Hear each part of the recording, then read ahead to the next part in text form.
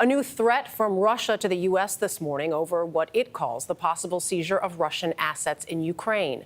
A statement from the Russian Foreign Ministry did not specify what assets it was referring to, but did say American actions could destroy Moscow's bilateral relations with Washington.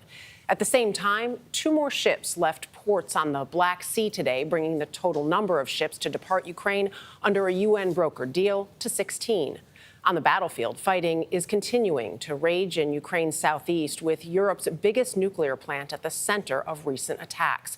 Charlie D'Agata reports now on the surge in fighting. This video may be a handout from the Russian Ministry of Defense, purportedly firing on Ukrainian military targets. But no one here needs evidence whether Russian forces have intensified attacks in this region in the past few days, especially after the explosions that rocked a Russian airbase in Crimea earlier this week.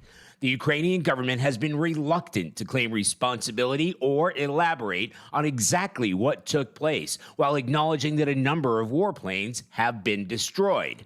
Outside the frontline city of Mykolaiv, we spoke with Commander Roman Kulik. You have seen a marked difference since the attack in Crimea.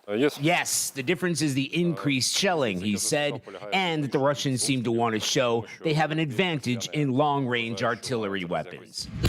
The stepped-up shelling coincides with a surge in fighting in and around the Zaporizhzhia nuclear power plant. President Volodymyr Zelensky accused Russian forces of using it as a shield.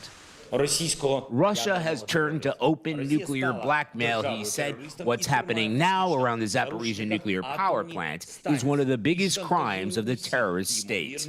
The nuclear watchdog, IAEA, has called for an immediate end to military activity. Yet, amid the darkness, there has been some light.